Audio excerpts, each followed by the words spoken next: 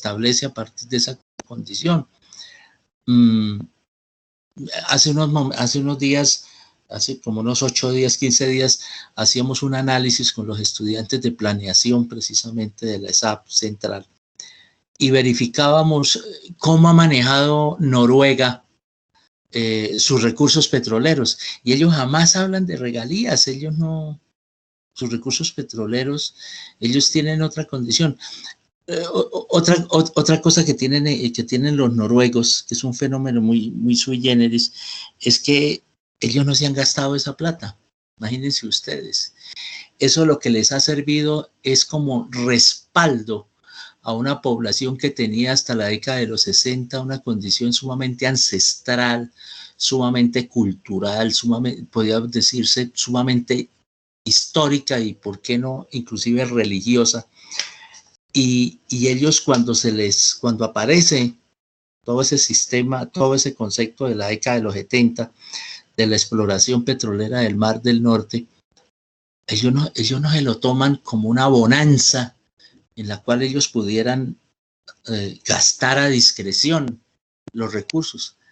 Ellos han guardado todo eso. Entonces, imagínense hoy en día el capital o lo que significa para una población de 6 millones de noruegos el que tengan desde la década de los 70 acumulado y en permanente reproducción toda esa capitalización del petróleo del Mar del Norte, lo que le corresponde a ellos. Entonces, pero es a partir de ese propio concepto de regalías. Ellos no lo vieron como un regalo del cielo, como alguna cosa de esas. El comentarista que hacía el ejercicio para evaluar lo que significa el primer nivel de vida en el mundo, que es en el mundo, lo que llaman el mundo desarrollado, que es Noruega, que tiene un nivel superior a los propios países centroeuropeos o el propio Estados Unidos, por ahí se asemeja mucho al Canadá y superior a los países orientales en ese sentido. Entonces, para hacer ese análisis, dicen que mucha de esa población vive en condiciones ancestrales, podría denominarse de alguna manera, que ellos no se han dado ni por enterados. Entonces, eso para demostrarles a ustedes que el concepto de regalía es un concepto mal usado, y eso tiene, en mi perspectiva metodológica, en mi postura metodológica, tiene su enclave para entender, y de ahí la crisis que vivimos. Yo conozco muy bien lo que ha significado la explotación petrolera en el Casanare, en el Meta, soy santanderiano, en el propio Santander, el manejo que se le ha dado a eso, y de ese concepto, frente a ese concepto de regalías, hay mucha debilidad conceptual, histórica, analítica, de parte de los administrativistas. Yo creo que ese tipo de cosas es como para tratarlo como lo han tratado los noruegos, fundamentalmente, ¿no? Como un recurso acumulable, como algo que se tiene que guardar, fundamentalmente, y de la cual únicamente ellos medianamente le sacan algunos rendimientos, porque ellos todos esos fondos lo tienen en la banca internacional, en la banca mundial. Entonces eso les produce muchos euros, muchos dólares. Tienen muchos recursos alrededor de eso. Entonces ellos medianamente gastan algunos rendimientos de esos recursos, mientras que nosotros nos los comemos todos. Bueno, perdóneme que me haya extendido tanto, pero eso es nosotros es un decir, ¿no? Perdóneme también la cosa. Es que esos recursos lo que se han es perdido, lo que hacen la mayoría, un gran porcentaje, a través de las compañías de exploración y explotación, se han fugado todos esos recursos. De esos recursos también una gran mayoría no existe. Pero es una discusión muy profunda a lo que ha significado eso. Y perdóneme que me haya extendido tanto. ¿Sí? Profe, quisiera hacer una pregunta. Cuéntame. específicamente ya para hablar del tema del segundo punto de la guía. Sí. Uy, Yo me está levantando los oídos a punta de interferencia.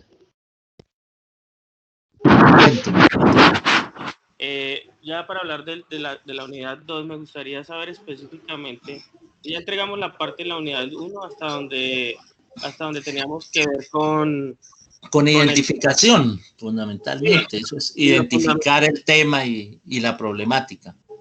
Exacto, ya enviamos los fundamentos teóricos, hicimos una especie de estado del arte. Exacto. Sí. Ahora, para el segundo punto, me gustaría que me explicaras, yo te voy a dar el ejemplo de lo que yo hice. Yo hablé sobre el tema de los sistemas de gestión de información en la gestión pública y, lógicamente, para el desarrollo del buen gobierno, ¿sí? O del gobierno abierto. Ya habíamos hablado de eso. Exacto, sí, profe. Entonces, prácticamente quisiera que me explicaras ahora, con base en esto que te estoy diciendo, cómo sería entonces el desarrollo, por ejemplo, de la selección del caso. ¿Habría que venir a aplicar estos temas en un territorio específico? ¿O cómo sería, por ejemplo, también el acceso al campo, la recolección de los datos básicos y el análisis y la redacción del informe, que son como los tips que tienes ahí en la segunda unidad? Sí, mire, ahí se presenta un fenómeno. Hace unos meses, con relación a la campaña política en Bogotá, la directora de las TIC, la gerente de las TIC en Bogotá, hacía un gran despliegue de lo que ha significado las TIC en términos de formulación, diríamos más bien, porque ahí las TIC, el concepto de TIC, como cualquier otro concepto dentro de la administración pública, sigue siendo un proyecto. Entonces, ¿cuáles son las partes fundamentales del proyecto?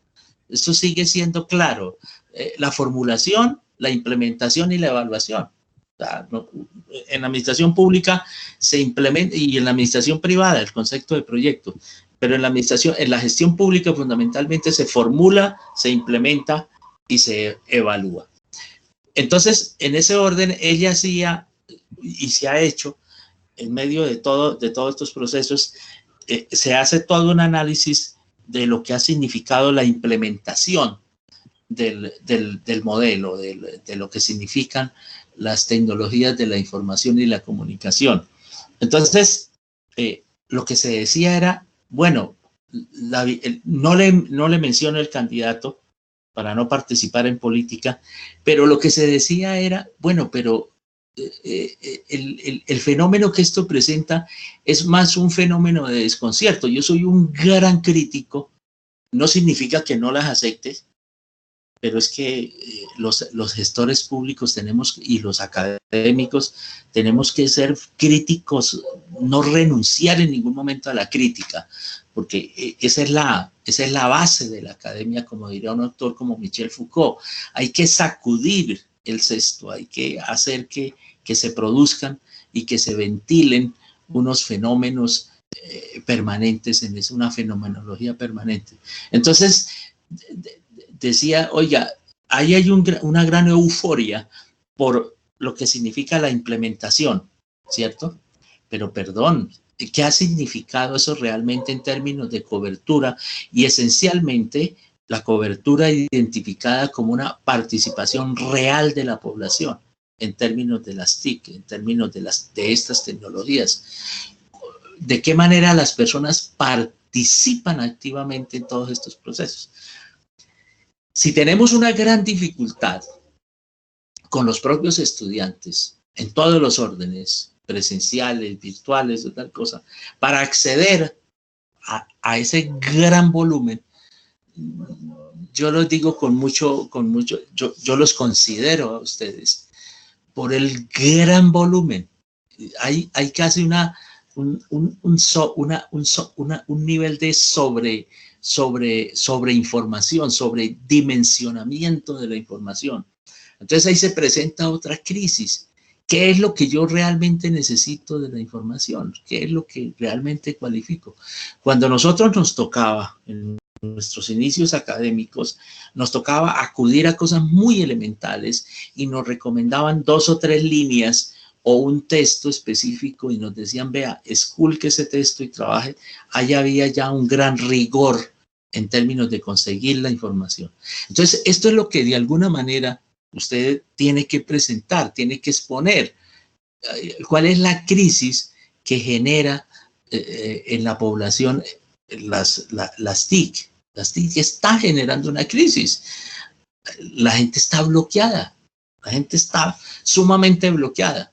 Yo hablaba con un muchacho que pertenece a esta generación de ser pilo paga y es un experto en términos de información y sobre todo con canales muy específicos como el celular.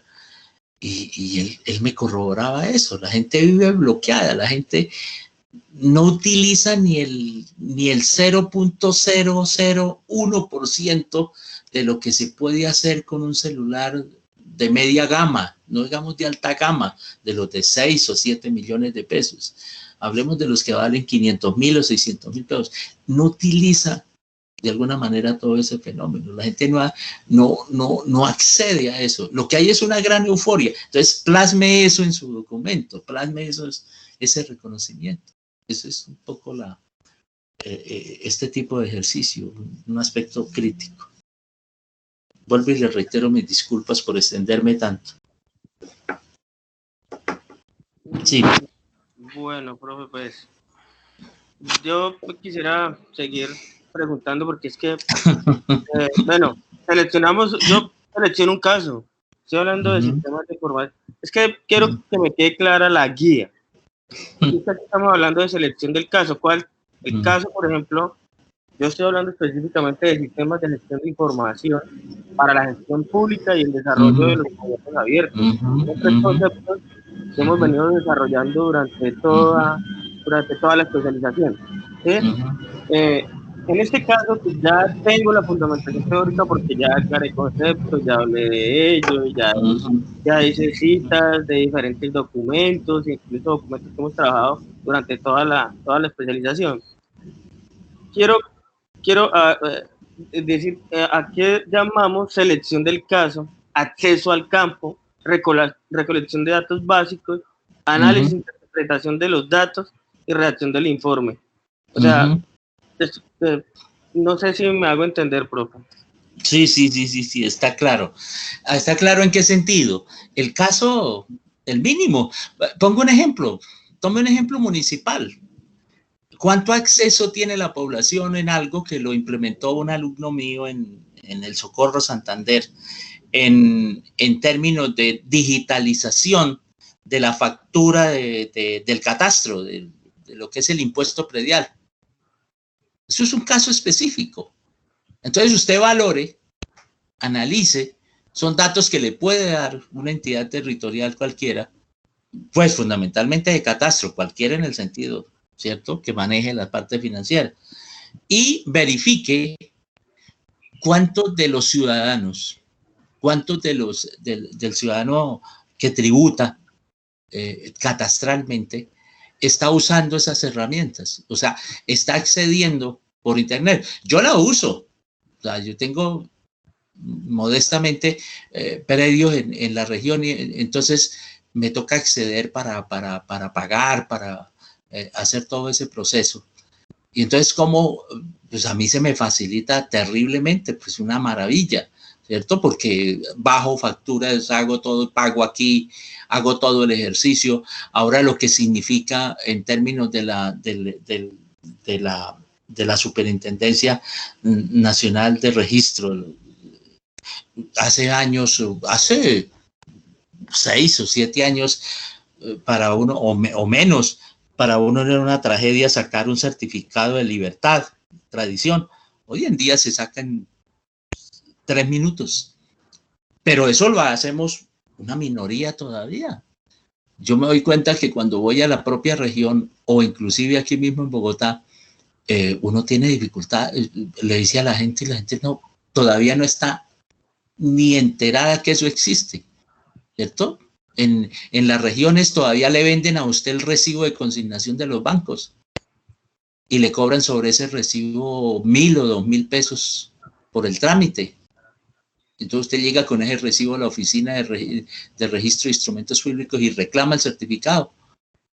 Pero ellos no saben que eso lo puede hacer.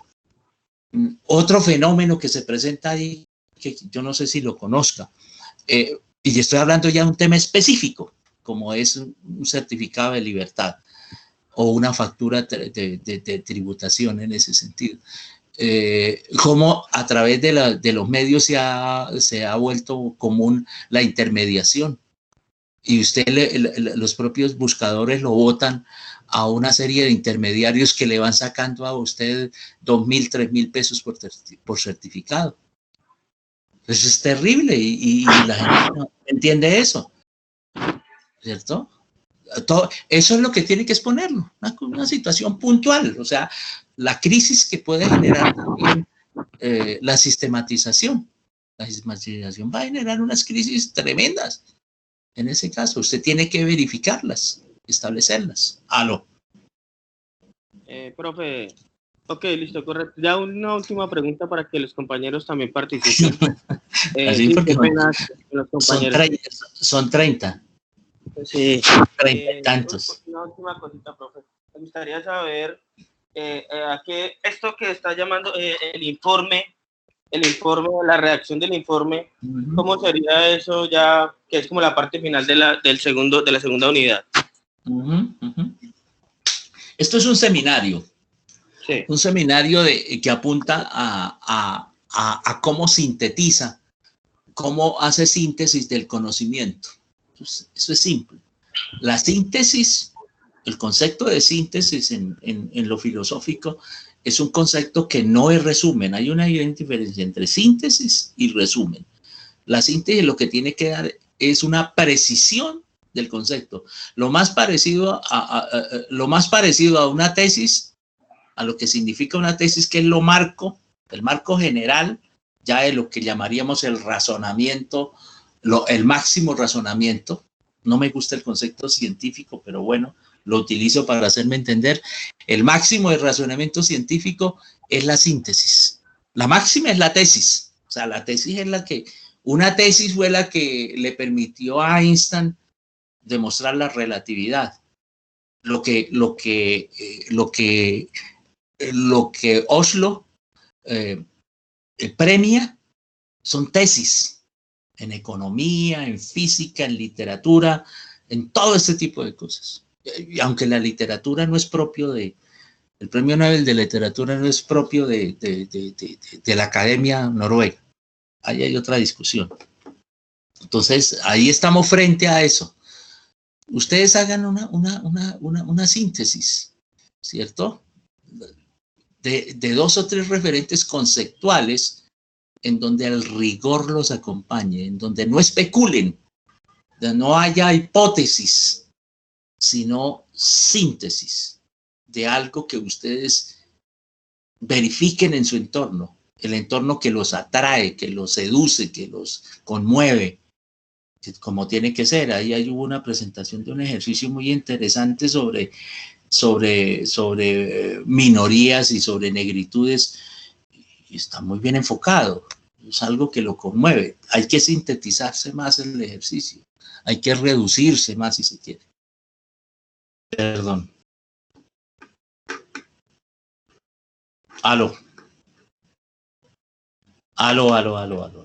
Ok, profe, muchas gracias. Bueno, señor. Profe, yo tengo una pregunta. Habla Isabel. Sí. Lo que entiendo del siguiente paso que tenemos que hacer es tomar ese caso que ya identificamos, ¿cierto? Que ya le hicimos como esos antecedentes teóricos y ya identificamos cuál es el nombre o cuál es el tema que vamos a desarrollar. En mi caso fue el tema de la aplicación de la evaluación del desempeño en la planeación de las entidades. Cuando nos vamos a la entrega 2, lo que yo ya tengo es que empezar a aterrizar ese tema que yo quiero desarrollar, ¿cierto? Es decir, ya selecciono el caso puntual, que es cómo impacta esa evaluación del desempeño en la planeación estratégica de las entidades, si está teniendo algún impacto. Entonces, acceder al campo es cómo esos funcionarios, cómo están interactuando con esa planeación estratégica desde la evaluación del desempeño, ¿sí? Desde lo que yo voy a entrar a valorar. En la recolección de datos básicos es irme a esas evaluaciones que se han venido desarrollando tal vez en 3 años hacia atrás, qué resultados me están arrojando o qué impacto me están teniendo en esa bueno, no investigación, en esa pesquisa, en le esa llama en pesquisa que yo, portugués. exacto, en esa pesquisa Sí. que yo estoy haciendo. Y el análisis de la interpretación de datos ya sería más lo que yo pretendo indagar, ¿sí? Es decir, tengo unas evaluaciones, esas evaluaciones me generan un resultado. Yo las entiendo así. Sí, ese resultado, ¿qué impacto está teniendo en la entidad? Y si yo como observador de esa indagación que estoy haciendo, considero si ese impacto que se está dando es apropiado o no es apropiado. Y sobre ese resultado que yo tengo al final, es que monto esa redacción del informe, donde ya analizo de toda la información que obtuve, como la estructura ya definida de ese caso que estoy indagando. Esa es la segunda entrega. Eso es lo que Stanislao Zuleta hace muchas décadas pregonaba, ¿no? La capacidad de pensar. Y hoy en día alguien que promueve mucho, que lleva 8 años analizando la educación universitaria, dice, la universidad no está enseñando a pensar, lamentablemente, ¿cierto? La universidad enseña a repetir, enseña a señalar, ni siquiera a criticar, señala, o sea, es muy denotativa, únicamente enfoca y dice, ay, vea, como diríamos de una manera muy coloquial, ay, se cayó la viejita, ¿no? Y entramos en el escenario del asombro, del delirio, hasta de la risa, ¿cierto? De la preocupación, pero jamás en el escenario de la crítica, en el cual podíamos, lo primero que habíamos que preguntarnos es, bueno, ¿y qué hacía una viejita en la calle circulando en ese momento sin una atención especial? O sea, hacer como todo un análisis hermenéutico, ¿por qué fue que se cayó la viejita? ¿Cierto? ¿A qué se debe ese abandono hacia la población de la tercera edad? ¿Cuáles son las condiciones en que la tercera edad se tiene que desenvolver? Entonces, mire que ahí ya cambia la dinámica. Ya no es únicamente como ocurre con los fenómenos sociales trágicos y sociales como está ocurriendo hoy en día. Acaba de ocurrir una masacre hace unas horas en el Cauca, pero nosotros, no, aquí qué está pasando, como que seguimos, en nosotros nos sigue impactando más el asombro que la capacidad crítica para valorar ese tipo de fenómenos. Eso lo está diciendo Julián de Zuviría. La universidad no está enseñando a pensar, la universidad no, y el pensamiento puede partir, en mi caso, lo visualizo, Julián de Zuviría lo plantea desde una perspectiva fundamental, la mayéutica, algo así como que, ¿cómo tenemos que preguntarnos cosas? La pregunta como orientadora de esa actitud crítica. Yo lo veo más desde la hermenéutica, en el cual hacemos lecturas de lo cotidiano, pero indudablemente que la mayéutica, que es muy dialéctica, la mayéutica era el referente fundamental de Sócrates, el dialéctico, y el propio Marx inclusive lo planteaba en ese caso. No lo estamos haciendo, o sea, no nos estamos haciendo preguntas pertinentes, aplicadas, específicas a un fenómeno, ¿cierto? Valga decir, este segundo momento es un momento de la problematización. El primer momento es el momento de la presentación de la temática escogida, y este segundo momento es el momento de la problematización, de encontrarle cuáles son los problemas que existen. Es decir que al final, o sea, al final en la redacción del informe, sí tendría yo que plantear cuál es el análisis o la lectura que yo le estoy dando a esa pesquisa. ¿Cuál es el problema? ¿Cuál es el problema que está generando? ¿Cuál es el problema? El problema es uno solo. El problema identificado. El problema es una incongruencia. Técnicamente, el problema es una razón técnica y a veces matemático, el concepto de problema. Problema no es una situación fortuita, ni una situación accidental. Uy, qué problema que se me presentó, qué problemas que tengo. No, problemas los de Baldor, ese viejito vivió emproblemado toda la vida. Pero en ciencias sociales, como la administración pública, no hemos aprendido a problematizar, a establecer una condición de incongruencia entre el modelo, se está manejando un modelo de evaluación, un modelo un modelo específico, un modelo de evaluación y valoración frente a lo cotidiano, frente a las prácticas, cómo se da. El mayor problema que nosotros tenemos en la democracia, porque la democracia es un modelo y la democracia nos dice que todos somos iguales, pero cuando vamos a lo cotidiano, eso no existe, esa igualdad no aparece por ningún lado. Eso sí es un tremendo problema, que haya una incongruencia entre el modelo y lo cotidiano. Entonces nos sentimos absolutamente desconcertados. El problema, indudablemente, en principio, tiene que ser generar una aptitud, con P, una aptitud de desconcierto. Es decir, ¿y esto qué pasó aquí? Miércoles, ¿aquí qué pasa? ¿Por qué se presenta este tipo de fenómenos? Entonces, encuentre el problema, plantéelo. ¿Sí? El problema se da en ese sentido. Ok, listo, profe. Ya le entendí. Bueno, el alcance. ¿verdad? Gracias. ¿Verdad? Muchas gracias. Cuénteme. Profesor, una consulta. Ya le habíamos indicado a Jefferson ya que en muchos trabajos, como usted mismo indicó, no ha sido posible la revisión por lo extensos. ¿Qué tan posible es ampliar la entrega de la segunda parte con relación pues a que muchos no hemos recibido pues las correcciones o las correcciones? Yo no tengo inconveniente. Yo no tengo inconveniente que diéramos un placito más para eso. Sí. Un par de días más. O sea, no trabajar tanto esos formatos así tan rígidos. Un poquito más laxos. Profesor, buenas noches. Buenas noches.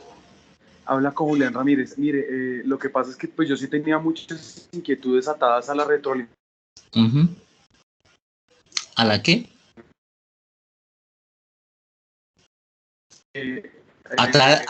Perdón que no le copié bien. ¿Me escucha?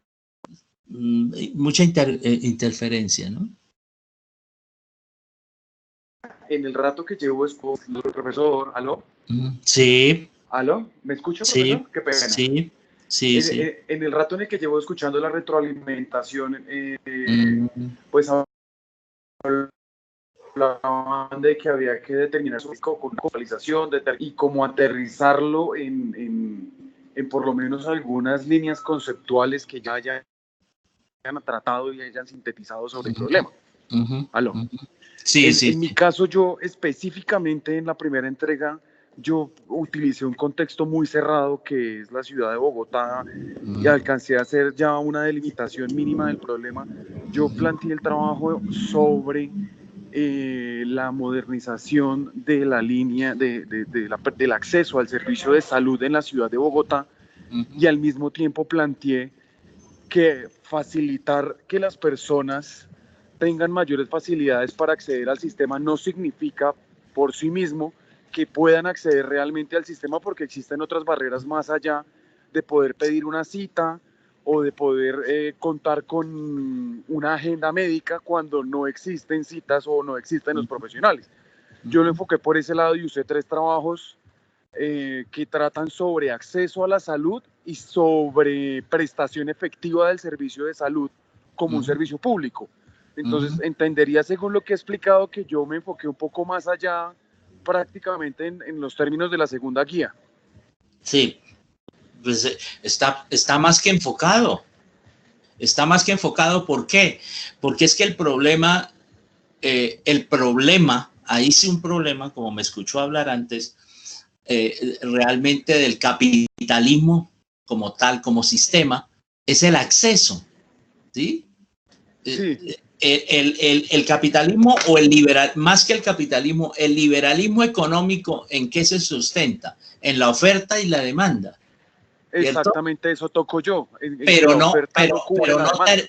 pero no el liberalismo económico le ha resultado absolutamente, ha sido incapaz de determinar, de establecer quiénes están no en capacidad de demandar, no en capacidad de ofrecer, sino incapacidad de acceder, en la posibilidad, dicen los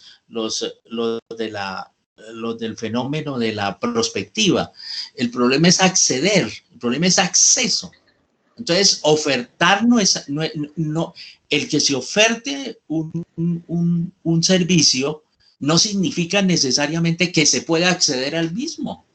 Y eso, en el 2011, por ejemplo, Naciones Unidas sacó un documento fantástico con relación al agua, ¿cierto?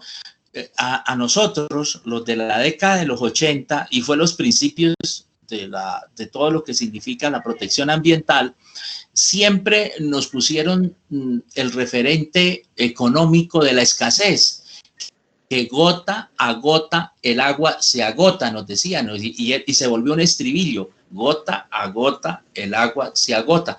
Eso es falso de toda falsedad. El mundo cada vez tiene más agua, ¿sí? Porque se están derritiendo los glaciares, porque pero están no es subiendo agua potable. los océanos. Exacto. ¿Cuál es el problema ahí? El acceso. Naciones Unidas, en los informes mundiales que hace, hizo un informe fantástico alrededor de todo ese tipo de cosas. El problema del agua no es que se esté agotando, es que no se puede acceder a ella, no se puede consumir. ¿Sí? Ajá.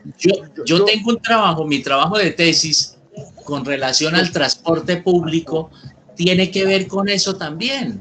No es un problema de ofertar el transporte público, sino de la capacidad que tiene el usuario de acceder, las potencialidades de acceso que el usuario tiene. Eso en transporte. Mídelo usted en salud, la situación se vuelve mucho más dramática. Yo lo enfoqué hacia la salud en el entendido en que lo que hicieron fue una plataforma y una ventana tecnológica para que la gente pudiera pedir una cita, pero no se está prestando el servicio de salud porque no hay cómo prestarlo, no hay suficiente oferta. Y la cuñita esa de que impopulares pero eficientes, eso no es cierto. No. No, eso no es cierto. Eso no es cierto. Sí, porque si aquellos que pagamos a un costo altísimo la salud, y perdónenme que me ponga de ejemplo, no tenemos garantizado ese acceso, ¿sí? En ese orden, porque hay una serie de limitantes. ¿Qué es lo que limita el acceso? El negocio, porque la salud se convirtió en negocio. Y siempre que usted tenga un negocio, usted va a crear una serie de categorías y una serie de verificaciones para condicionar el acceso, para volverlo algo así como más interesante, ese acceso en ese orden. O sea que para mi caso el tema de la recolección de datos sería poner más de presente las brechas que hay entre acceso y prestación efectiva del servicio, según entiendo. Entre oferta, ¿sí? Entre oferta, demanda y acceso. ¿Sí? Okay. O sea, determine eso, establezca eso y listo el trabajo. Bueno, ojalá en la ejecución sea igual de sencillo que diciéndolo. Pueda hacer síntesis, sí, lo que le venga diciendo. Gracias, profesor, muy amable. A ustedes.